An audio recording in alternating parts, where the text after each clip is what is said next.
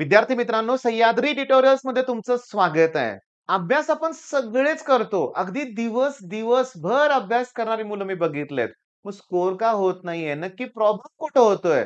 Sir, आम्ही अभ्यास करतोय, पण एक्झाममध्ये आठवतच नाही किंवा एक वेगळीच भीती मनात असते. मग ह्यातून बाहेर पडण्याचा उपाय आहे का? नक्कीच आहे. मी आता एक तुम्हाला मंत्र देणार आहे. दिवसातून 21 वेळा म्हणायचा, 4 वेळा म्हणायचा, अभ्यास करायची गरजच नाहीये. तुम्हाला 100% मिळणार. असं जर तुम्हाला वाटत असेल ना, तर हा व्हिडिओ तसा नाहीये लक्षात घ्या. असं काही जगात नाहीये. कष्ट केल्याशिवाय काही मिळणार नाहीये ही गोष्ट लक्षात ठेवा. जर कष्ट करायची तयारी असेल, मी जे सांगेन ती मेथड जबरदस्त स्टडी मेथड आहे लक्षात घ्या. एक्स्ट्राऑर्डिनरी आहे. एक्स्ट्राऑर्डिनरी मेथड आहे. माझे आत्तापर्यंत सीईटीत अशी मुलं होती माझ्याकडे ज्यांनी 190 प्लस स्कोर केलाय. ओके 99 प्लस तर भरपूर मुलं होती. नक्की ही अभ्यास करतात कशी? का यांना चांगले मार्क पडतात? हे सगळं मी इथं तुमच्यावर डिस्कस करणार आहे. तो व्हिडिओ तुम्हाला नक्की आवडणार आहे. मला माहिती आहे आवडणारच आहे. पण म्हणून एक अगोदरच रिक्वेस्ट करतोय, लाइक करायला विसरू नका. ओके आणि तुमच्या चांगल्या मित्रांबरोबर हा व्हिडिओ ही टेक्निक नक्की शेअर करा. इम्पोर्टंट काय आहे मी तुम्हाला सांगतो. पहिली गोष्ट म्हणजे अभ्यास करताय ना, ही माझ्यासाठी अतिशय जमेची गोष्ट आहे. करताय ना अभ्यास तुम्ही, बास आता मनातून सगळं काढून टाका. पहिली गोष्ट मला गरज आहे डायरी. मला तुमच्याकडे डायरी पाहिजे. आता सर आमच्या घरात डायरी नाहीये. नवीन आणू का विकत? काही गरज नाहीये. एखादी वही, जुनी वही घ्या. त्यावर डेट्स टाकून ठेवा. ती तुमची डायरी असणार आहे लक्षात घ्या. बरं कशासाठी डायरी पाहिजे? नक्की कुठली टेक्निक मी तुम्हाला एक्सप्लेन करणार आहे. लगेच सांगतो. टेक्निकचं नाव काय बघा. मी एक अल्फाबेट लिहितोय इथं इंग्लिश मधलं. काय आहे सांगा? आय. ओके. आणि त्याच्यापुढे मी लिहितोय 1 टेक्निक. आता ही टेक्निक लगेच Google सर्च करू नका. तिथं जे मिळणार आहे तेच मी तुम्हाला एक्सप्लेन करणार आहे लक्षात घ्या. ओके. तर ऐका मी काय सांगतोय ते. ही जर टेक्निक तुम्ही फॉलो केली ना, तर कुणीही टॉपर बनू शकतंय. कुणीही. मी माझ्या छोट्या भावाचं उदाहरण देतो. एका मला मुलानंच रिक्वेस्ट केली होती, की "सर तुमच्या भावाला सीईटी 200 पैकी 196 मार्क होते, की तो नक्की कसा अभ्यास करत होता? काय त्याची स्ट्रॅटेजी होती?" तीच तुमच्याशी एक्सप्लेन करायची आहे, डिस्कस करायची आहे. तुम्हाला एक्सप्लेन करायचंय, डिस्कस करायचंय. सांगतो. तो जेव्हा 10वी होता ना, मला अजून आठवतंय, की 10वी दिवाळीनंतर म्हणजे आता बोर्डच्या एक्झामला 4-5 महिने उरलेत. त्या सिच्युएशनमध्ये त्याला कुठलाही पेपर जर दिला, बघा, मग तो हिस्ट्री असेल, जिओग्राफी त्यावेळेस मराठीत नव्हतं ना, इतिहास, भूगोल होतं, सायन्स असेल, ठीक आहे. कुठलाही. तर कुठलाही पेपर कुठल्याही टायमिंगला त्याला दिला, तर तो सोडवू शकत होता. एवढी त्याची तयारी झाली होती. आपल्या बाबतीत तसं होत नाही. जर तुम्ही क्लासला आलाय आणि तुम्हाला अचानक म्हणलं, की चला फिजिक्सचा पेपर आहे, सॉल्व्ह करायला सुरुवात करा. तुम्ही काय म्हणणार? "नाही, नाही सर रिव्हिजनला तर वेळ द्या ना. रिव्हिजन केल्याशिवाय कसा अभ्यास होणार?" हां, आपण पॅनिक मोडमध्ये असतो आणि तिथं त्यामुळेच आपल्याला ना सीईटी सारख्या, जेईई, नीट सारख्या एक्झाममध्ये कमी मार्क पडतात. आपल्याला काय सवय आहे? पेपरच्या आदल्या दिवशीची रिव्हिजन. हां, इम्पोर्टंट आहे की रिव्हिजन ती सुद्धा. ती सुद्धा रिव्हिजन इम्पोर्टंट आहे. पण मग ही टेक्निक काय? आता एक्सप्लेन करूया टेक्निक. या टेक्निकमध्ये पहिलं जे अल्फाबेट आहे आय त्याच्याबद्दल सांगतोय. आता नीट लक्ष द्या. लिहून पण घ्यायची काही गरज नाही. टेक्निक लगेच तुमच्या लक्षात राहणार आहे. सांगतो.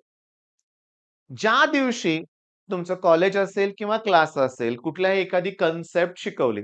समजा एखादा लॉ कोणता तरी शिकवलाय. समजा पास्कल्स लॉ शिकवलाय. क्लासमध्ये शिकवला. तर इमिडिएटली, इन्स्टंटली त्याच दिवशी त्याची रिव्हिजन घरी गेल्यावर व्हायला पाहिजे. आय म्हणजे इमिडिएटली, इन्स्टंटली त्या दिवशीच रिव्हिजन व्हायला पाहिजे. पहिला पॉइंट क्लिअर. ओके. तसं आपण इमॅजिन करूया रे बाळांनो, की समजा आज आहे 1 तारीख. समजा 1 तारीख आहे. ओके. तर मी काय करणार, की आज कॉलेजमध्ये एवढं शिकवलंय ना, तर रिव्हिजन करणार. त्याच्यानंतर 1 दिवसांनी म्हणजे 3 तारखेला मी पहिली रिव्हिजन घेणार. ओके. किती तारखेला? 3 तारखेला. म्हणजे मी इथं लिहितोय आफ्टर 1 डे लक्षात घ्या. एका दिवसाने माझी दुसरी रिव्हिजन असणार आहे. बरोबर आहे? बरं त्याच्यानंतर अजून एक वन आहे टेक्निकमध्ये. अजून एक वन आहे. ठीक आहे. बरोबर 10 तारखेला म्हणजे आफ्टर 1 वीक माझी तिसरी रिव्हिजन होणार आहे. कुठली एक्झाम डिक्लेअर झाली का? नाहीये. क्लासमध्ये टेस्ट आहे का? नाहीये. तरी मी ते रिवाईज करणार.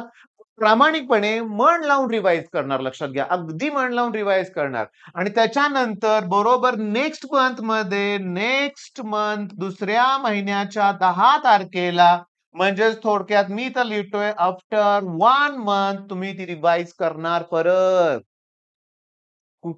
आपण असं कधी केलंच नाहीये लक्षात घ्या. क्लासमध्ये जर टेस्ट डिक्लेअर केली तर अभ्यास करणारी मुलं मी बघितलेत. नाहीतर काय करतोय आपण? काय करतात जनरली मुलं? लादलं गेल्यासारखं बघतात, करतात. म्हणजे कॉलेजला जायचंय म्हणून जातात, क्लासला जायचंय म्हणून जातात. ठीक आहे, क्लास केला. हां, उद्या काय होमवर्क दिलाय का? तर करूया. नाहीतर नाही. वही उघडायचीच नाही. केलं असेल तर मान्य करा तुम्ही लक्षात घ्या. मी सुद्धा ती चूक केली माझ्या तरुणपणात म्हणून. मी जेव्हा तुमच्याकडे होतो तेव्हा. पण नाही. मला माहिती आहे आता ही जी टेक्निक जो मुलगा फॉलो करेल, का नाही तो टॉपर होणार? का नाही होऊ शकत? इथं कोण आपल्याला आडवं येणार आहे? तुमचा आळस, तुमचं डिस्ट्रॅक्शन, तुमच्या मोबाईलचं डिस्ट्रॅक्शन. मी तुम्हाला सांगतो सांगलीवरून एक मुलगा माझ्याकडे आला होता. तेव्हा त्याचे आजोबा, नातेवाईक आले होते. सांगलीमधला मुलाला ऑलरेडी कमी मार्क आहेत 10वी ला, पण त्यांनी आय-आय-टीसाठी सांगितली अकॅडमी जॉइन केली. 2 वर्षाची फी भरून पण मोकळे झालेत पालक. मी जस्ट त्यांना म्हटलं, "बघू तरी त्याचा फोन." मी शॉकिंगली सांगतो रोजचं 10 ते 12 तास Instagram आणि वेगवेगळ्या गेम्स. आजोबांना पण धक्का बसला एवढा बघतो कधी? पालकांना काय वाटतंय पोरगं रात्रभर जागून अभ्यास करतंय, ते अभ्यास करत नाहीयेत. हे डिस्ट्रॅक्शन्स तुमच्या आडवे येतायत म्हणून तुम्ही टॉपर बनू शकत नाही. का नाही तुम्हाला हे जमणार सांगा? रोज काय एका तुमच्या क्लासमध्ये, कॉलेजमध्ये रोज 2-2, 3-3 टॉपिक शिकवून होतात का? की जे इन्स्टंटली रिव्हिजन करणं शक्यच नाहीये? शक्य आहे. शक्य आहे. मग इथं उपाय पहिला काय करायचा आहे? मी तुम्हाला सांगतो. आता माझा भाऊ असेल लहान, माझा छोटा मुलगा असेल, माझ्या क्लासमधले इतर टॉपर असतील. ह्यांचं एकच म्हणणं आहे, जर वर्गात शिकवताना जर व्यवस्थित लक्ष दिलं, समजून घेतलं, तर 90% काम तिथंच होतंय. मग पहिल्या दिवशी 10% काम ओके केलं. चला ती कन्सेप्ट क्लिअर झाली आहे. पण थांबा. लगेच 1 दिवस सोडून दुसऱ्या दिवशी आपल्याला रिवाईज करायचंय. मग ह्यात मी तुम्हाला स्टार्ट कशी केली होती व्हिडिओला सांगा बघू. डायरी. मग त्या डायरीमध्ये मी म्हणतो घ्या डायरी काय हरकत नाही. साधी सिंपल डायरी घ्या. एकदम सिंपल. आपल्याला काही मोठीची मोठी डायरी नको आहे. त्या डायरीमध्ये काय करायचं आहे, की समजा आज 1च तारीख आहे ना, तर तुम्ही 3 तारीख, 10 तारीख आणि नेक्स्ट महिन्याच्या 10 तारखेला पण लिहून घ्यायचे ते पॉइंट्स काय रिवाईज करायचे ते. असं करायचंय रोज. कराल ना? कराल ना? करून दाखवाल ना? माझ्या लास्ट व्हिडिओला पण तुम्ही छानपैकी कमेंटमध्ये रिस्पॉन्स दिलाय, की आम्ही करून दाखवू म्हणून. ओके. मग मला तेच तुमच्याकडनं हवंय, की मला तुमच्याकडून रिझल्ट हवाय. हे केलं तर सगळं होऊ शकतं. पण इथं ना त्याग करावा लागेल, त्याग. हां, बाकीची मुलं एन्जॉय करताना दिसतील तुम्हाला. तुम्ही नाही करायचा एन्जॉय. तुम्हाला अभ्यास करावा लागेल. हां, बरं हे नाही ना तुम्हाला आवडत, तर ह्याच्यासाठी तुम्ही बनलाच नाहीये मग. मग इथंच मी तुम्हाला कठोर बोलणार आहे. जर तुम्हाला हेच जमत नसेल 11th-12th मी बरीचशी मुलं बघितलेत. नाही जमत, करत नाहीत. क्षमता आहे तरी पण करत नाहीत. मग पुढं काय करणार आहे तुम्ही? इंजिनिअरिंग करणार आहे. तुम्हाला काय वाटतं रे, की इंजिनिअरिंगला विथआऊट अभ्यास पॅकेज मिळतात का? नाही रे. तिथं तर 11वी-12वी पेक्षा हार्ड आहे. म्हणजे 10वी पेक्षा 11वी-12वीतला फरक तुम्ही बघितलाय. डिफिकल्टीज किती आहेत ते. 11वी-12वी पेक्षाही इंजिनिअरिंग अवघड आहे मी तुम्हाला सांगतो लक्षात घ्या. तिथे तर कंबाईन्ड पासिंग पण नाहीये भाऊ. हां, नाहीये कंबाईन्ड पासिंग नसणार आहे इथनं पुढं. हे आता तुम्ही 35 चे पाडतायत ना फिजिक्समध्ये, केमिस्ट्रीमध्ये मुलं पास होतायत. 30 मार्क प्रॅक्टिकलचे, 5 मार्क इकडून झाले पास. इंजिनिअरिंगला तसं नाहीये. आता आमच्या वेळी जेव्हा 100 मार्काचे पेपर होते, तेव्हा 40ला पास असायचं लक्षात घ्या. आताचा क्रायटेरिया ऑटोनॉमस कॉलेजमुळे बदललेला जरी असला, तरी क्रायटेरिया टफच आहे लक्षात घ्या. करूया ना बदल हा. बरं हा व्हिडिओ नक्की कोणासाठी आहे? मला माहिती आहे. मी माझ्या ऑफलाईन मधल्या 5वीतल्या मुलाच्या पालकांपासून ते 12वीतल्या सगळ्या मुलांच्या पालकांना मी हा व्हिडिओ अगोदर बघायला लावणार आहे. हां, ही जी टेक्निक आहे ना, ही अतिशय इम्पोर्टंट टेक्निक आहे. खरोखर ह्या टेक्निकनं आपली मुलं गेली तर काय प्रॉब्लेम आहे? मग पालक, मीच मला सांगतो 10वी पर्यंत आई अभ्यास करून घेते. तर मी माझ्या बऱ्याचशा पालकांना हे सांगणार आहे. काय सांगणार आहे, की तुम्ही तुम्ही डायरी मेंटेन करा. विचारा मुलांना, की आज काय झालंय? त्यांच्या छोट्या मुलांच्या बाबतीत बरं का. कसं आहे माहितीये का? आयुष्याच्या सुरुवातीला जर ही शिस्त लागली ना, काय विचारूच नका. कारण मी तुम्हाला सुरुवातीला मगाशी एक रिक्वेस्ट केली होती, की तुम्ही देखील तुमचे मित्र असतील, ठीक आहे. आता पालक जर हा व्हिडिओ बघत असतील, तर तुमचा WhatsApp ग्रुप असतील, तिथे ही टेक्निक तुम्ही शेअर करा. या टेक्निकनुसार मुलांना अभ्यास केला पाहिजे. मी करून घेणार आहे. हां, करून घेणार आहे मुलांकडून. पण काय होतं, मी बऱ्याच वेळा बोललोय. मी करून घेईन, मी एक शिस्त लावेन, पण त्यांना आयुष्य बदलणार नाहीये. तुमच्या आतून आलं पाहिजे, की मला हे करायचंय. मला हे करायचंय जेव्हा तुम्हाला वाटेल ना, तेव्हा सगळं जग बदलेल. मी तुम्हाला माझं एक्झाम्पल कितीतरी वेळा दिलंय. मी जेव्हा पाटील सरांचा क्लास जॉइन केला, त्यांच्याकडून जे मार्गदर्शन मला मिळालं ना, मी अक्षरशः पेटून उठलो होतो. पहाटे 3, 3:30, 4ला उठायचं, लक्षात घ्या अभ्यास करायचा. मी असा कधी केलाच नव्हता. माझ्या रूम पार्टनरना वाटायला लागलं होतं, की मी काय वेडा झालो का एवढा अभ्यास मी करत होतो.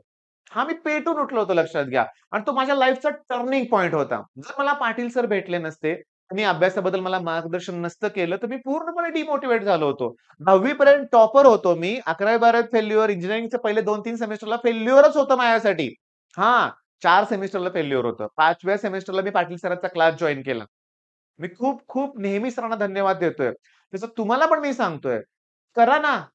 अवघड काही नाहीये. सगळं पॉसिबल आहे लक्षात घ्या. तुमचा आळस नडतोय. तुमची संधी चुकीची आहे. तुमच्यात आतून काही येत नाहीये हे महत्वाचं आहे किंवा पालकांकडे एवढा पैसा पडून आहे ना, काही करायची गरजच नाहीये, असे बाकीचे सांगतायत.